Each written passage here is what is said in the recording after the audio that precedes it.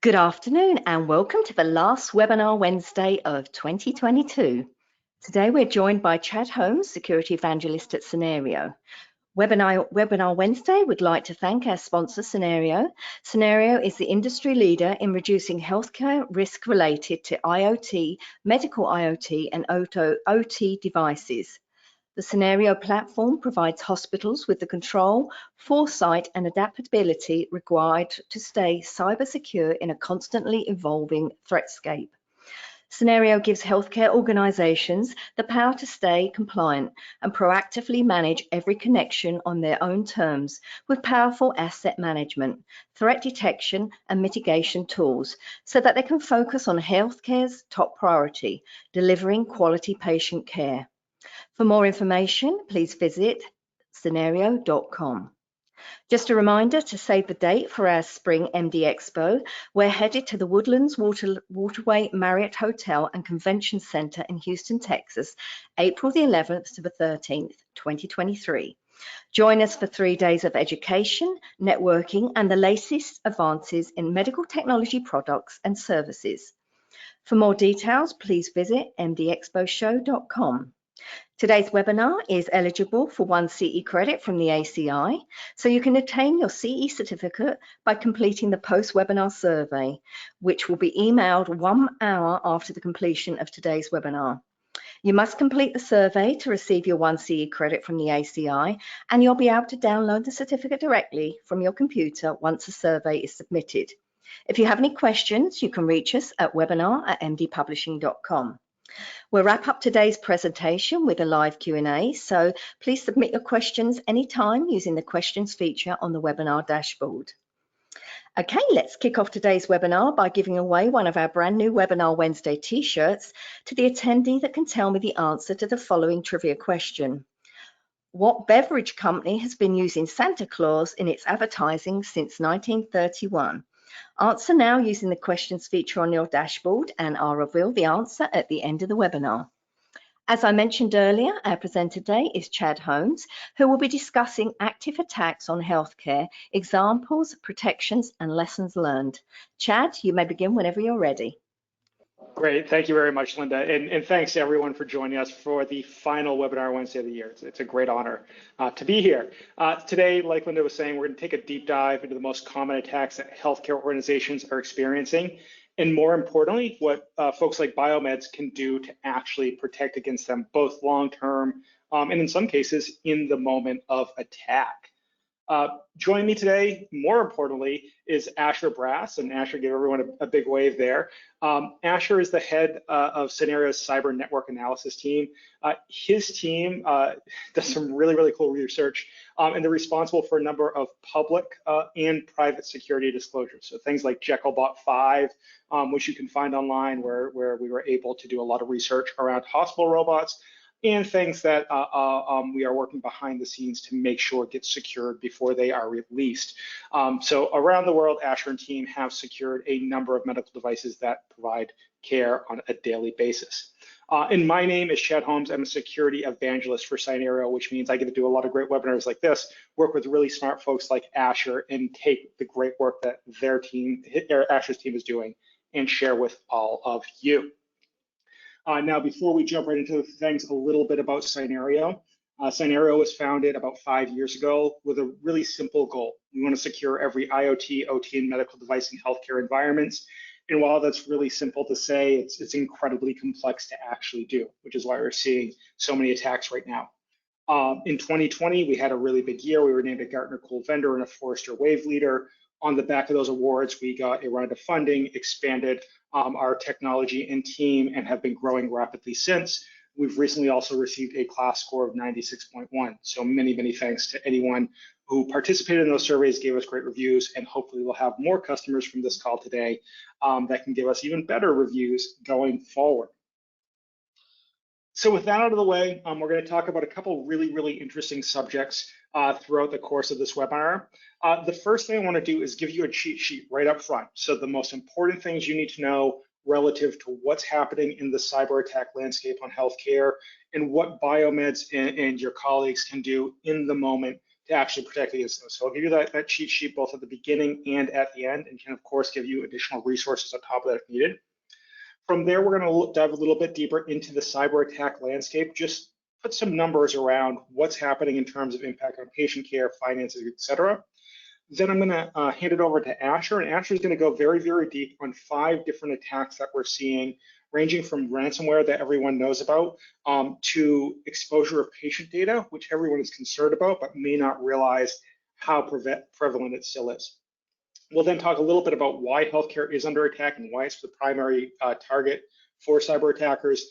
Again, recap what you can do and answer questions both at the end and as we go through. So if you do have a question, don't be bashful, ask it. We'll try to answer it in real time. And if we don't, we will have plenty of time at the end to do so. So right up front, I promise you, if you only have 10 minutes to be on this call, here's the snapshot you need for what you can do at a time of attack. So the first thing that I encourage everyone to do is if you see an attack, if you see a device acting weird, if you see a ransomware note, always alert the security and IT teams. And this may seem like an incredibly obvious thing to do, but we have seen incidences where there have been signs of attack that maybe weren't reported or weren't reported vocally enough and didn't get handled in a timely manner. And the one thing I always encourage people to think about here is, do you have that information at your fingertips? If you see a device that's been compromised, do you know exactly who to reach out to and how to reach out to them in that moment? And if you don't, I'd encourage you to just kind of jot it on a piece of paper, put it in your wallet or purse, make sure you have it available. So always alert those teams and make sure you have that contact info. The next thing we have to do is protect patients.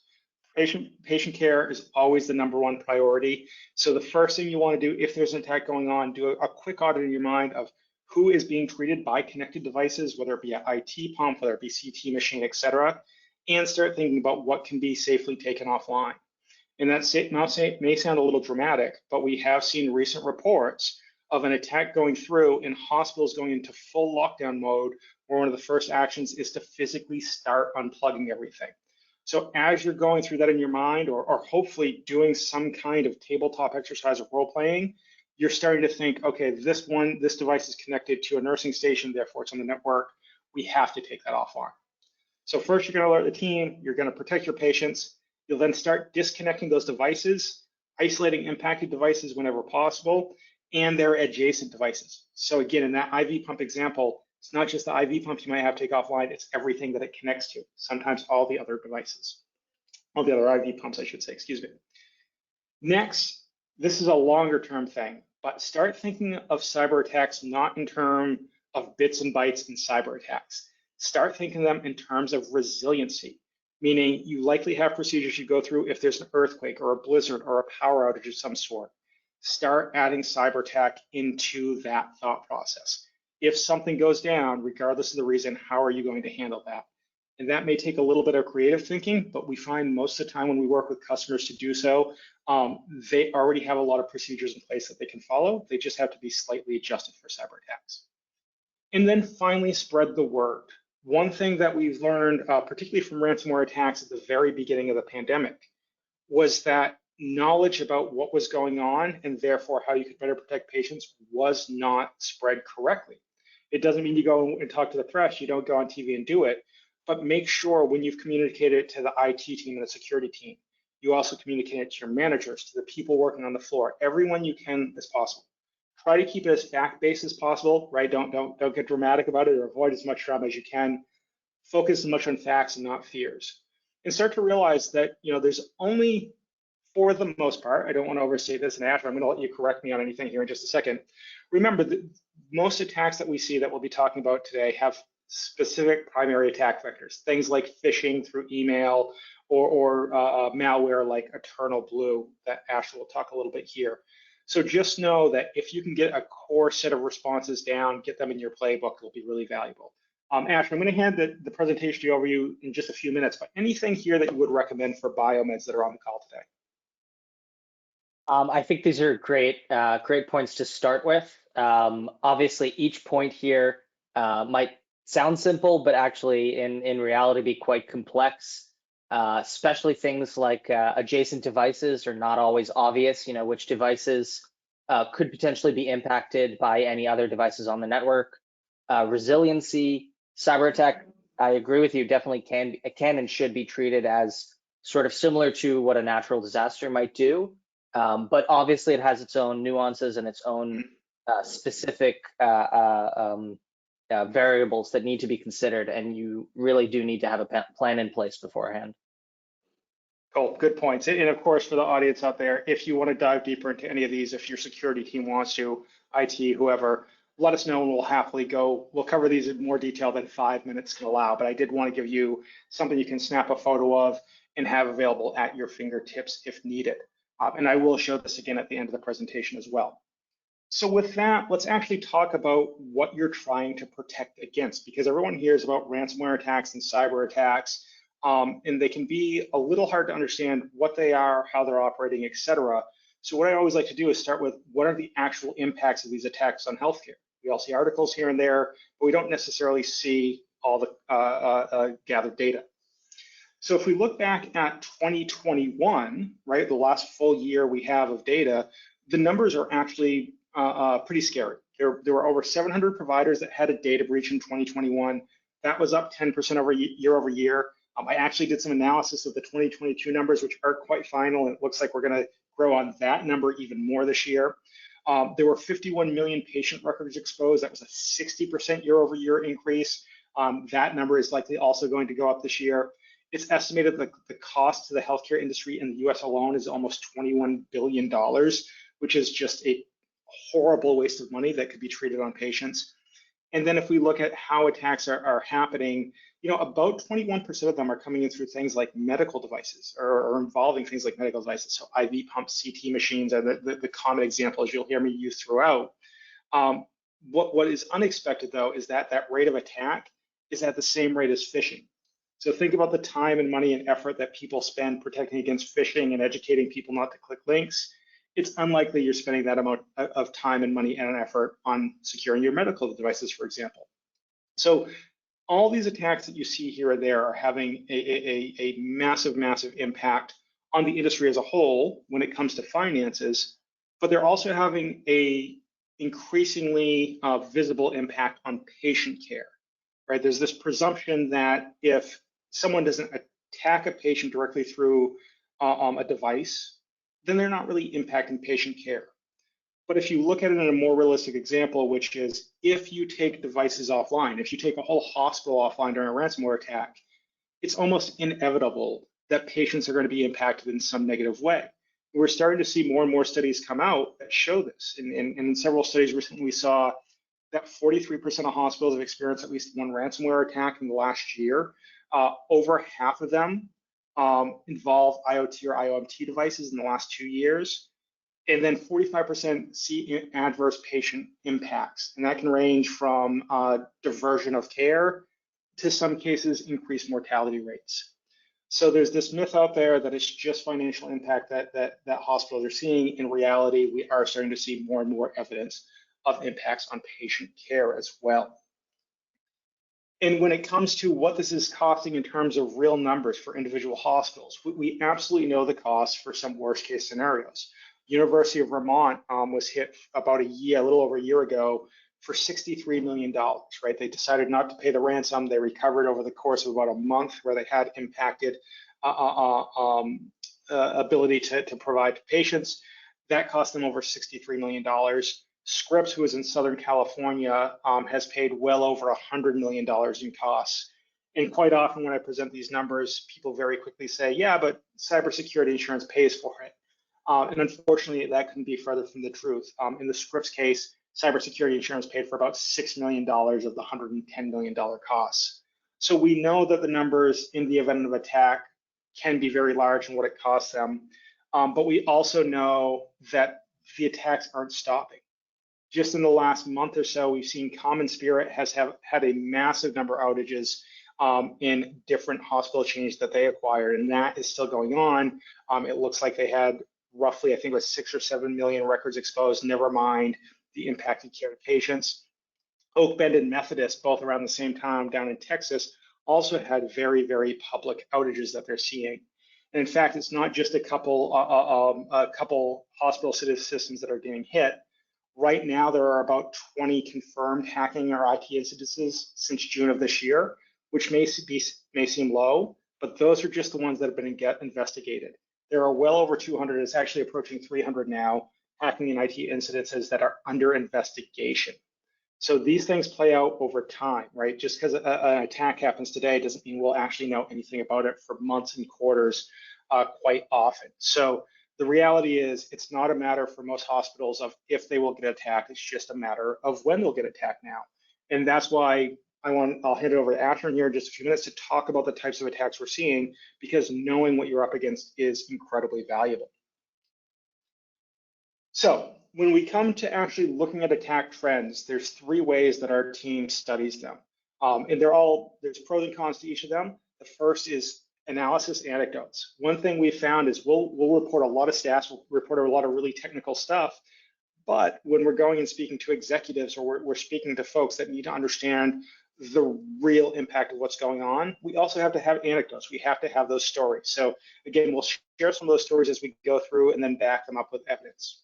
We'll also talk a lot about observed trends, and I've talked a lot about these a little bit, but this is the aggregated data that we see that paints the picture of those individual anecdotes, and then we'll complement them with public examples, right? For example, the University of Vermont attack. For every one of those attacks that happens, there's probably 30 to 40 other attacks that are successful, that lead to outages and ransomware payments, but don't actually get attacked publicly. So as Ashley goes through and as I go through, we'll make sure to hit on the individual analysis, the individual anecdotes, the public examples, and then try to tie them back to individual trends. We're also starting to realize the roots of risk are really, really hard to understand because people think about the individual devices when there's actually a lot under the scenes that they may not know about. And Ashley, this is where I want to hand it over to you. You're much more of an expert than I am. Can you talk about when we're looking at risk in an environment, what the different components of that risk actually are? Absolutely. So the way that we've started to sort of model this is as an iceberg of risk, right? I don't know if that comes across in the screen share so much, but the thing that we're asked about most often, the thing that usually generates the most publicity and interest are typically device level risks, right? If we're talking, Chad mentioned IV pumps, so I'll go with that example here for a moment, right? I'm sure that if you have Alaris devices or Baxter's or Sigma or any kind of IV pump, you're probably aware of high profile risks that have been published over the past couple of years that are specific to those kinds of IV pumps, or if you're in radiology, a certain kind of CT device or X-ray or what have you. These are usually high severity risks, right? And they sound very, very scary, and they are quite scary. But we found that if we only talk about device risks, we're missing the majority of the picture. We're only, above the waterline of the iceberg, so to speak. There's a couple of reasons for this. The first reason is that these sort of device level risks, while they are quite severe usually, they're typically quite difficult to exploit. An attacker sometimes needs physical proximity, which eliminates most of what we're going to be talking about over the next few minutes. Sometimes they need to really, really understand proprietary medical protocols, which is not very high on a hacker's list of things that they usually learn in hacker boot camp. Sometimes it requires independent work or all kinds of things that just make it a lot of trouble for an attacker who's looking to, at the end of the day, typically looking to profit easily, I would say. The thing is, these, as I mentioned, these are high profile and they're very easy to find, right? If you have an Alaris pump, you know that if it's below a certain version, it's susceptible to a certain vulnerability, and that's very easy, and it's very, very simple to recognize and deal with. The risks that we've found that are typically, much more typically, the actual root of a cyber attack in a hospital are all below the waterline, and I'll be talking about 3 of them. Obviously, I'm sure we can find examples of things that are sort of borderline between 2 of these, but these are just sort of general categories that we'll be using. The first one is operating system risks. the most prominent example that comes to mind is obviously outdated Windows devices, which I probably don't have to tell any of you are incredibly common in hospitals, not through laziness or malpractice or anything like that. There are a lot of really difficult issues with upgrading operating systems on medical devices. Even besides the sort of day-to-day issues where you have to find a window where it's not in use or anything like that, a lot of times medical devices you can't just upgrade their OS, right? Or even if you can, has to be scheduled through the vendor. The vendor might give you a hard time with that. It's quite difficult to actually keep a fleet of the entire fleet of medical devices on updated operating systems, but that is by far one of the most common methods of infection. When we talk about ransomware in a minute, I'll dive a little bit more in depth into the kind of dangers that can expose you if you have outdated OSs. Windows is not the only culprit here. It's obviously the one that most people think of immediately, but outdated embedded operating systems are equally dangerous and are also very likely to be exploited. So I'll just say the difference between this and the device risks, for instance, is not necessarily the severity. It's in the likelihood of an attacker actually using something, right? If an Alaris IV pump has a specific vulnerability, the odds of that being in an attacker's toolkit are way, way lower than a common vulnerability that can be used against Windows devices under 2000 or what have you. Moving on to the next category, which is SBOM. I'm sure that this is a very buzzy term lately, and a lot of work has been done to try to get SBOMs for devices that previously did not have SBOMs. A lot of vendors are getting better at publishing SBOMs for devices, but this is still a huge, huge black hole. Even if a vendor publishes an SBOM for a device, it's often lacking or missing certain key details like versions of certain services that are on that device. Some vendors don't publish it at all, in which case there's really not a lot of ways that you can go about trying to figure out what are all of the different services that run on the device and which one of them are vulnerable and which one of them are vulnerable only in conjunction with other services that are running on that device. It's really, really tricky. And the problem is that these are, as I mentioned before, as with OS risks, quite likely to be in the typical attacker's toolkit. If we're talking about, for instance, Chad mentioned WannaCry, Eternal Blue. This is something where to figure out which version of SMB a medical device is running, you really have to look at traffic, raw traffic on the network level. It's not easy to do that for 500 IV pumps that you're installing just now. You really need some sort of system that can help you figure that out and help you mitigate those risks. The last one is configuration risks, which is a little bit more, a little bit less well defined compared to the previous two, I would say. It is a bit of a catch-all, but it is actually the most common source of risk in a hospital, in my experience from working with numerous hospitals. The configuration risks, I'm talking about things like an EMR, usually requiring a login, except for if you try to access it through some specific port, right? And in which case it doesn't even ask you for a login. You can just see patient information. Configuration risks could be things that you really have no way of knowing, right? The fact that certain patient monitor ecosystem is configured in such a way that if there's too much traffic on a specific subnet, then they'll all crash. That's really not something that you can figure out ahead of time usually. And it's very hard to discover until it actually becomes an issue. We consider these to be both high severity and high likelihood. Configuration dependent risks, deployment dependent risks, I guess is another way to call them, because even though the vendor might have actually done their best work, their best due diligence to make sure that the devices are secure, it's all a matter of how they're deployed and how they're configured in an actual environment. And attackers know this, right? If they know that a specific device is typically configured in a certain way that allows them to exploit it, they will try to do that in every subsequent hospital that they attack. Just because these are usually the easiest for them to actually put to use. Chad, do you want to add anything before we move on to the?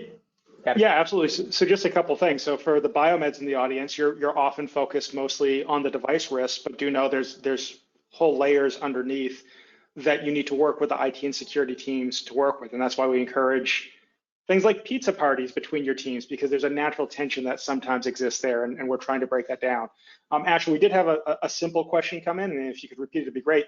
What does SBOM stand for, and can you give a very brief example of what that would include? Sure. So SBOM is software bill of material. So if I go for an example of, for example, a CT device, right?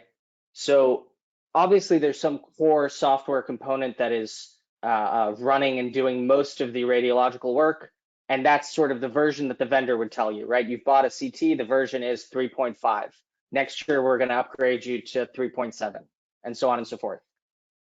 That's sort of the device software, right? Software bill of material is everything else that the CT would need in order to run, at all usually, but also in order to run efficiently, in order to run as part of a network. So it needs a network stack. It needs some way for people to be able to access it and configure it, right? Usually these things are not all contained within the core program. And so you have to add on all kinds of other softwares, some of which might be vulnerable and some of which might introduce risk. And that's done at the vendor level. So there's really, if they're not disclosing an SBOM, it becomes quite difficult to figure out which softwares, which devices are running in addition to sort of the core software. A great example here would be the Log4Shell vulnerability that was published. I actually don't remember when, it was a couple months back. But it did generate a lot of noise because it was a very common service that did also impact the healthcare world. And as soon as it was published, this question came up of, well, how do I even figure out if my devices are vulnerable? And there wasn't really an immediate answer of, well, just check the software version, right? You have to actually check something that's deeper than that. It makes it very tricky. Yeah, and I like the analogy with SBOMs, which is if you think about a medical device, again, we'll continue to pick on IV pumps. That IV pump has everything from a outer plastic shell to the chips that are within it to what's actually pumping out medication. Software is built the same way. There's many layers of components in there, and most devices don't fully disclose that in a good way, and we need to improve upon that. So moving on, Asher, I'm going to have you jump right into things. So there's 5 different things I want you to talk about, ranging from ransomware to easily accessible EPHI and everything in between. So I'm going to have you jump right in, first of all, to ransomware. Can you talk a little bit about what it is? We all see the headlines, and then provide some detail about how it occurs. Sure. So ransomware is really the highest profile of attacks, right? It's what makes the headlines typically. When you think of sort of a shady organization that is trying to just make money off of other people's suffering, typically the way that they do that is with ransomware. We're talking about relatively long-term operations, so this is not usually random. This is usually a group of attackers or one attacker that have decided that they're going to be targeting the healthcare sector. 2 of the more prominent malware groups are Ryuk and Conti, for instance. They specialize in healthcare. As disgusting as it is to say that they specialize in healthcare, but that is the case. What that means is that they'll actively look for opportunities to infect any device on that network. And once they're in, they're looking to spread. They're looking to achieve what's called network superiority. You might call that a critical mass of devices. Basically, they'll start with one especially vulnerable device that they can access remotely from the internet or something like that. And then they'll spread until they determine that they have control over a sufficient amount of devices that when they shut those down, or when they encrypt those, or when they otherwise disrupt those devices, the hospital's not really going to be able to continue to function efficiently and not going to be able to provide care like it was before. they do this typically so that they can extort the hospital for huge sums of money, as you can see in some of the headlines here. But it doesn't really end there with ransomware. Quite often they'll do something called double extortion, which is they'll ask the hospital for money, but even if the hospital pays, they'll still sell the information that they've managed to get, the personal information, the personal health information. They'll still sell that on the black market and get money that way. So that's why it's called a double extortion. We've actually also seen and you're starting to see a little bit more of what Chad loves to call triple extortion, which in which actually the ransomware group will not only leak the data, not only extort the hospital, they'll also try to extort private individuals or organizations that they have exposed personal information that might be related to them and that they might be interested in keeping private, as I imagine anyone would be interested in keeping their medical information private. These are sort of this is a little bit of the worst case scenario, but it's also kind of overshadowed the other kinds of attacks that we've seen in healthcare that are less damaging, but not significantly so, and can add up to be a real problem for a hospital and a real problem for patient care. Do you want to add anything about ransomware, Chad? Yeah, absolutely. This is where I feel obligated to remind everyone we're up against people that are very evil, right? They're doing evil things, but they're not stupid by any means. And many ransomware gangs actually operate like a business. They have HR that is recruiting people. They have negotiators to negotiate the ransom you have to pay. Many of them actually have a backlog of vulnerabilities that they found that they're just waiting to attack on. So do know that while they're bad people for doing this, they're not stupid, and they are finding multiple ways in. And the more we learn about them, the more that we all attend presentations like this, the better we can defend ourselves. So moving on. Yeah, go ahead. Can I just add one thing about ransomware? The best time to stop ransomware is before it happens, obviously, but the next best time is immediately as it is discovered, because these things do spread like wildfire. We've seen cases where ransomware will spread to achieve this sort of critical mass within hours. And it's really, really difficult to stop once it spreads to more than a handful of devices. And that's why having something that detects malicious network traffic like that is so incredibly valuable. Okay, next, let's talk a little bit about RATs, remote access Trojans. So go for it, Asher. Sure. So these are probably actually the most common thing that most people associate with malware or with viruses, right? These exist on probably a huge chunk of the population's personal computers. You get rats. Some of them are, as with actual rats, some of them are worse than others, right? You typically get them from insecure internet surfing or from fishy emails or any of the usual sort of scams that can get your computer infected. These are typically opportunistic. They're not targeting healthcare per se. They're just looking for opportunities, and they're looking for devices that they can infect that might hold valuable data. The issue is that, as you well know, most computers or most devices on a hospital network are inherently more valuable to an attacker than someone's personal computer, personal laptop, or anything like that. We see rats a lot in hospitals, usually dedicated workstations, so DICOM workstations for radiology, or sort of clinical workstations that deal with laboratory tests that are being used just as if they were normal computers, right? People are just surfing the web, they're going on Facebook, they're answering emails on these computers. These really need to be dedicated computers that are not vulnerable to the usual pitfalls that we are as human beings in our day-to-day lives.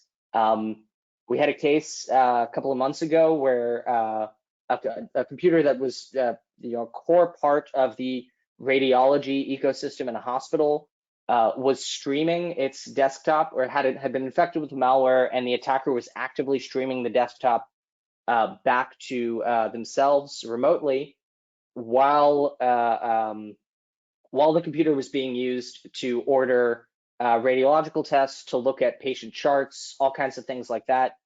I mentioned that these are opportunistic, but obviously if an attacker sees this kind of data, they could escalate to extorting the hospital, they could escalate to extorting the individual, they could leak this on the dark web.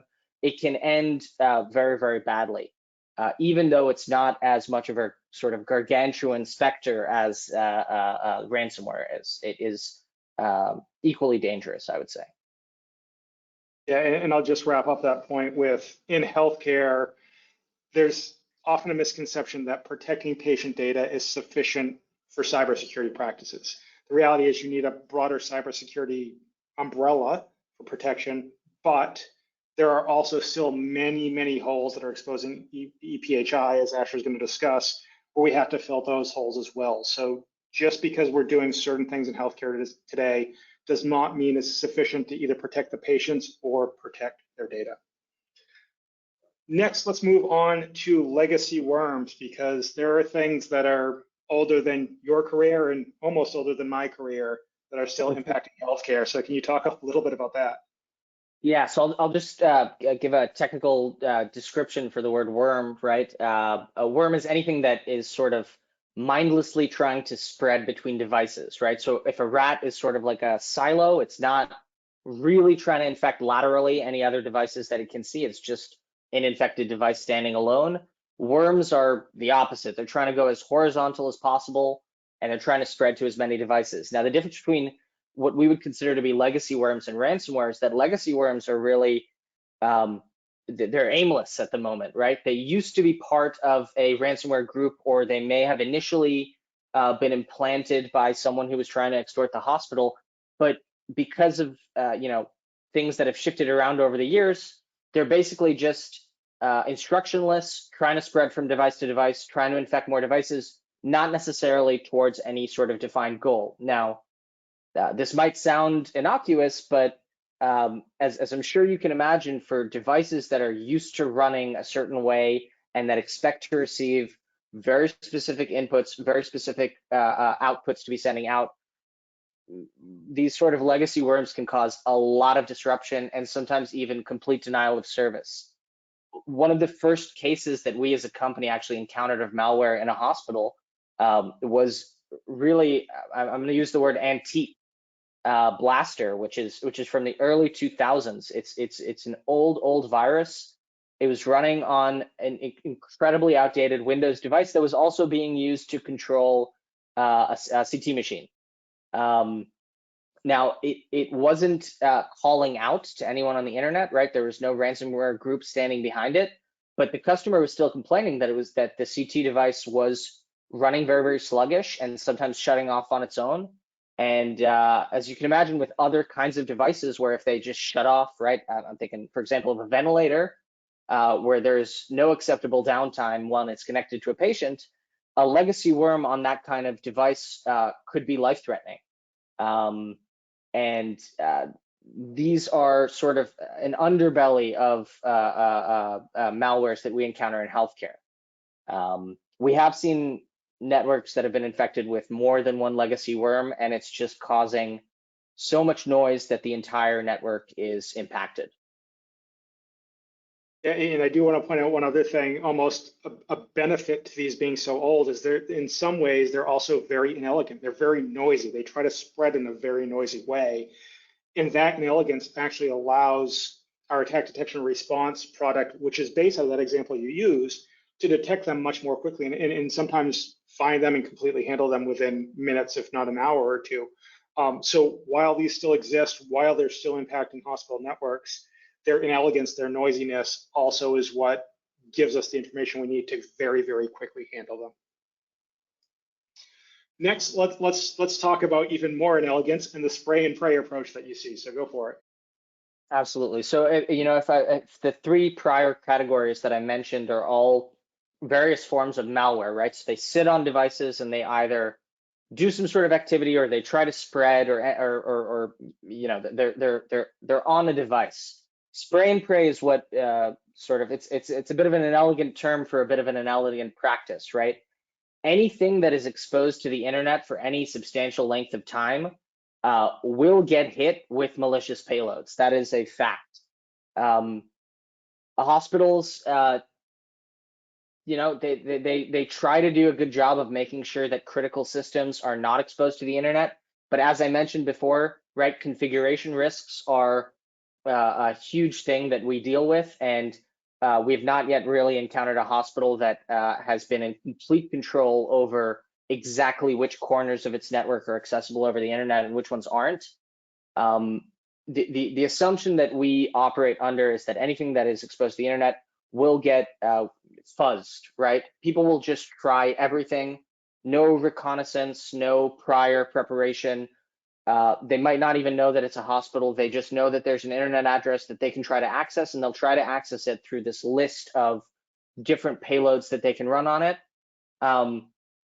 If there is a critical system that is exposed to the internet, the first thing that this sort of fuzzing or this sort of spray and pray methodology will do is it'll slow it down quite a lot, actually, depending on how many different bots or how many different attackers are trying to access it. It could even crash it. But more than that, if any of these devices are vulnerable to information exposure, right? If they expose patient information, whether it's by accident or whether it's because they're vulnerable to a specific kind of payload, then an attacker who's basically attacking thousands or tens of thousands or hundreds of thousands of addresses a day will probably just luck into some personal health information or some personally identifiable information. And as we mentioned before, when attackers get that kind of thing, they'll either try to extort or they will sell it. Either way, it's bad for patients, it's bad for the hospital, and it poses a very large risk for any devices, any services that are exposed to the internet in this way. Yeah, and it's important to point out here that even though the spray and pray approach is very basic in its approach, it's noisy, it's just throwing a bunch of stuff out there, it allows for those attackers that are using it to be very efficient in what they're doing. They may just look for a delta in responses, a change in responses day over day, that may indicate a misconfiguration like you talked about, may indicate a new system's online, something like that. So spray and pray is not the be all end all of the attack, it is collecting data so they can use advanced tactics to go after a system that has changed in some way. Yeah, and I don't want it to seem like spray and pray is only relevant to huge systems, my charts, kind of the sort of those sort of devices.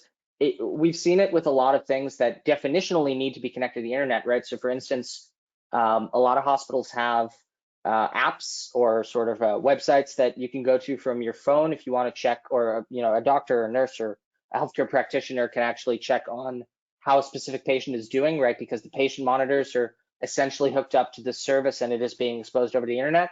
Now, vendors do try to protect and they do make best effort to make sure that these are adequately protected, but there's no sunlight is the best disinfectant, right? And ultimately exposing these devices to the internet means that so many more people are attempting to access it than any sort of due diligence that the vendor might have initially done, and inevitably they will find something.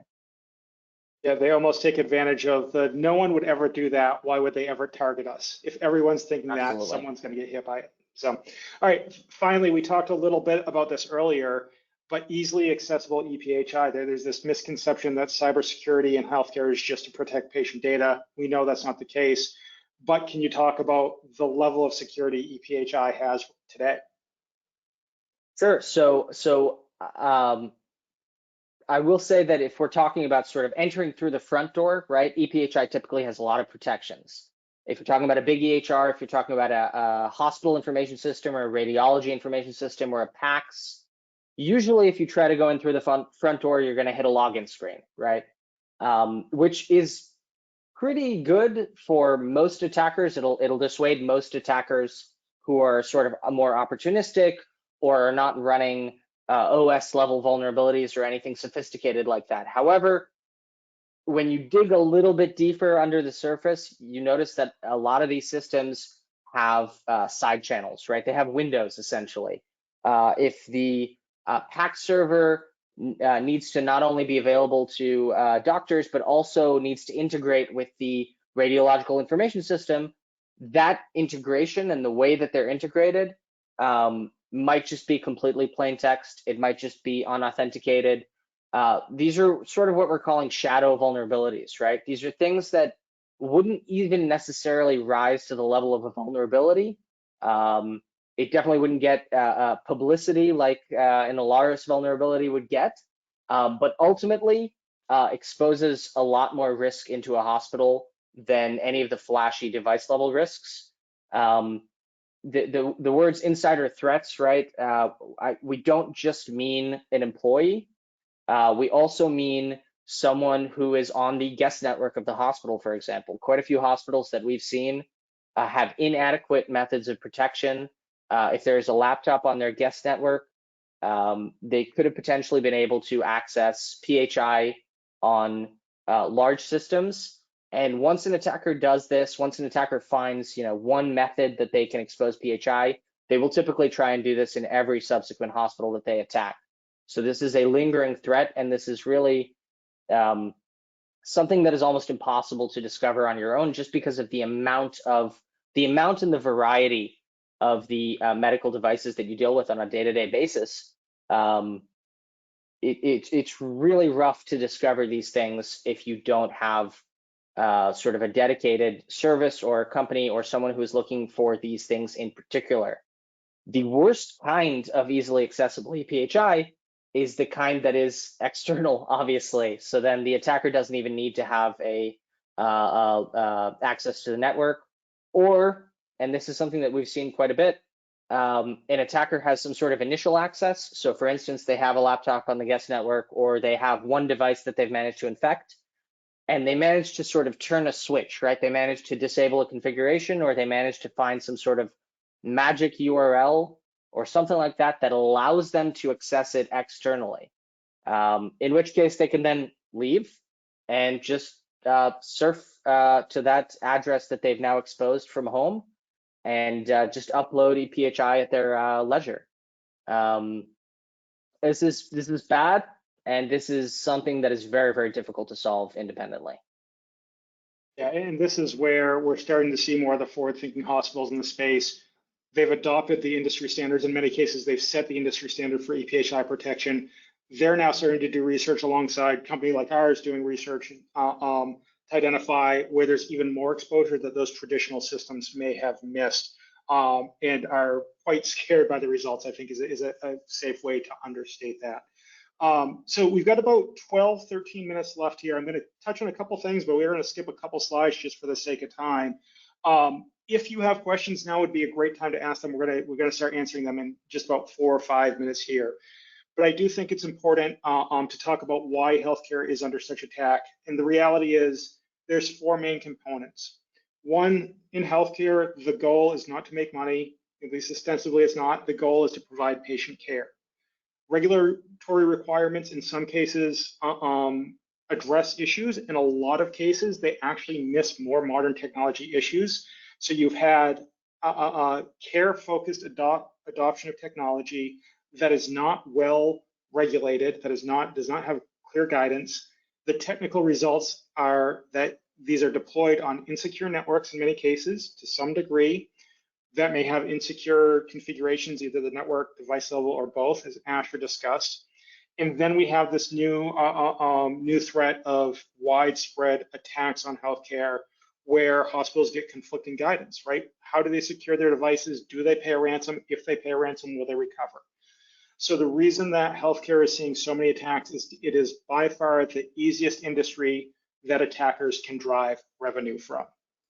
And one of the three of the stats I really like showing when we discuss this is the number of devices and how insecure they are. There's 5 million devices roughly in the United States alone that have operational vulnerabilities. The data on those devices and those systems is worth 20 times more the value of things like credit cards, right? Because a credit card you can cancel if it gets stolen. Your personal data cannot be canceled, and it's easy to apply for things like credit cards if you have it. And then most hospitals do not monitor their traffic in any significant way. 3 out of 4 hospitals don't really monitor their traffic to make sure there aren't attacks going on.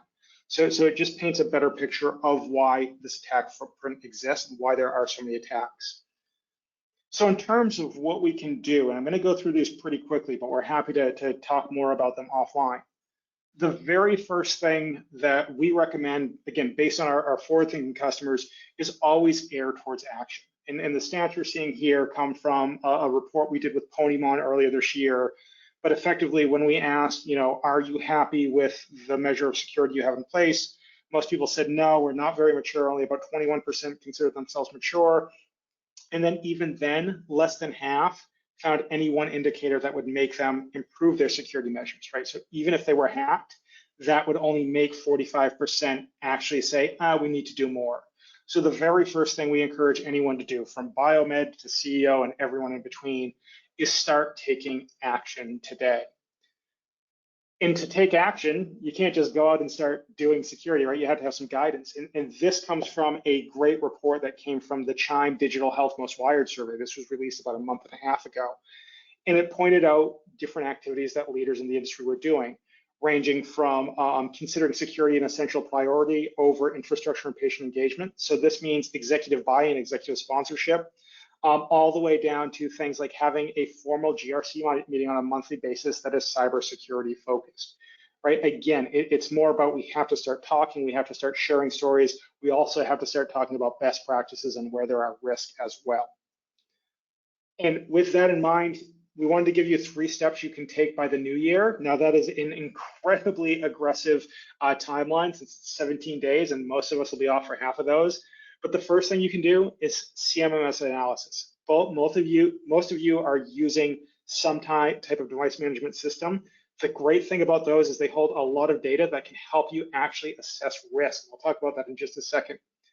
Next, we want to encourage you to take healthcare-focused detection and response. I've mentioned it a few times today, but our attack detection and response module is based on some of that ancient malware that Asher was talking about that was noisy, and that showed us areas in healthcare that were missed in terms of identifying active attacks. So adopting something like ADR is very valuable.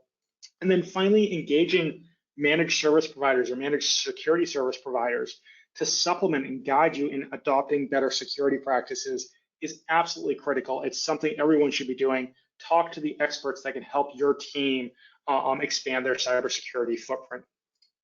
And so if you do want to get started this year, we have a great CMMS evaluation process that can be done in one case. We've had this done in 5 minutes, where someone exported their CMMS into a CSV, sent it to us, and a week later we had a full detailed report. So effectively, this is a way to look at all the devices you have in-house that you've already documented.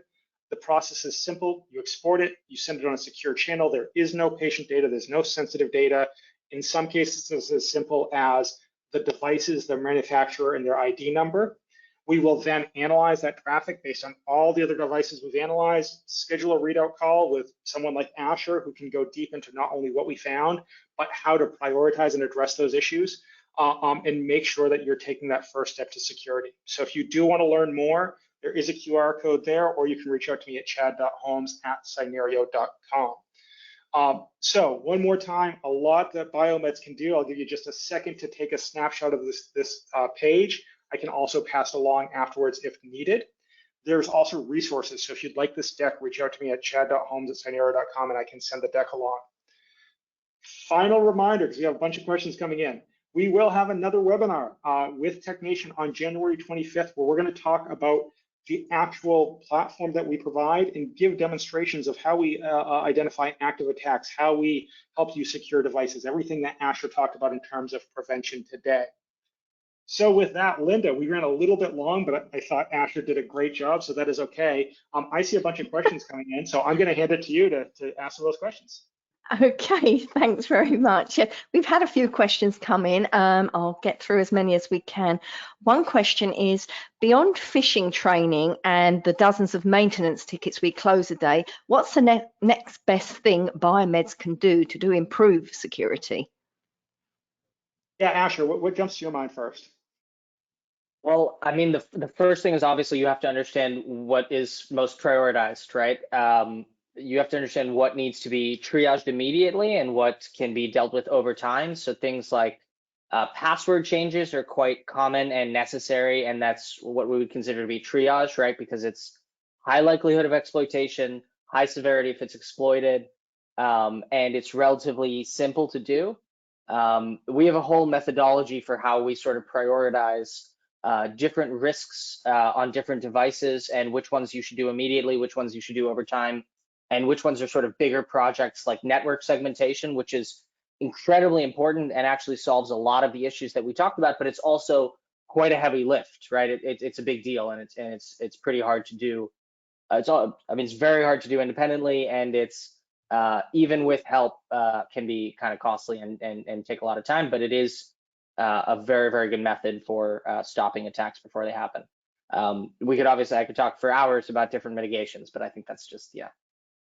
Yeah, I'll just add to that. We have a bunch of different things that are biomed specific. We have a benefiting biomed data sheet, which talks about the 5 or 6 primary things. If anyone wants that, reach out. There was another one, Linda. I'm going to steal your job here for a second. Someone asked, do we have a CMMS analysis example to share? Absolutely. I can send along an example report and dive a little deeper. So again, chad.holmes@cynerio.com if you'd like to see that example. Linda, I'll stop stealing your job and hand it back to you for more questions. You're doing a great job, Chad. It's okay. Another question here is, our relationship with the IT team can be tough at times, especially when it comes to security patching. How do we improve that? I mentioned it earlier. We find pizza parties and just talking to folks works. In the industry, there's been this understandable but unfortunate dynamic where IT or security teams just push tickets to biomeds, and then like 10 seconds later, sending text, "Hey, have you got that ticket? Or have you patched it?" Whatever the case may be. And whether everyone's in-house or they're distributed amongst different companies, we're finding that those that do a little bit just to humanize each of the teams, have the pizza parties, movie night, whatever the case is for your specific situation, that goes a surprisingly long way and is incredibly cheap. Asher, anything to add to that?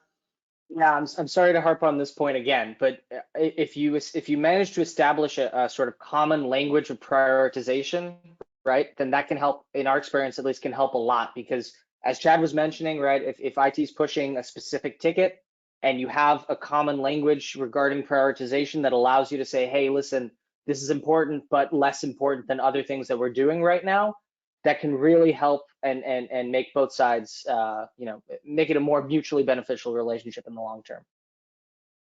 Great point. Okay, great. We've got time for one more question, and it is, how can we secure devices that are no longer supported by manufacturers? Asher, let's use the example that you used earlier.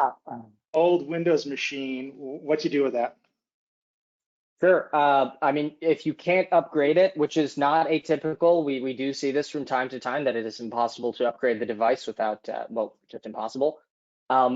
Really, the only things you can do are on the configuration level. So for the specific device, making sure that the passwords are up to date, making sure that it is not, connecting to the internet freely, all kinds of things like that. And on a network level, you really have to work with any other teams that you might need to make sure that only the devices that are required to be in contact with this device are contacting this device. That would be more of a segmentation kind of thing, but it's a tricky problem if you have a Windows 95 running on your network that can't be replaced and is indispensable to patient care. You really don't have a lot of alternatives other than limiting who gets to talk to it and under what circumstances. Okay, that's great, guys. Thank you so much for your time today and for a great and informative presentation. I'd like to encourage everyone to visit today's sponsor, Cynerio, to learn more about the products they provide to our industry. So visit cynerio.com. And as Chad said, if you've got any further questions, please reach out to him at chad.holmes@cynerios.com. As promised, the answer to today's trivia question is Coca-Cola, of course. So congratulations to our winner, Dustin Telford. Enjoy your t-shirt. A quick reminder, you can obtain your CE certificate by completing the post-webinar survey, which will be emailed 1 hour after the completion of today's webinar. You must complete the survey to receive your 1 CE credit from the ACI, and you'll be able to download the certificate directly from your computer once the survey is submitted. If you have any questions, you can reach us at webinar@mdpublishing.com.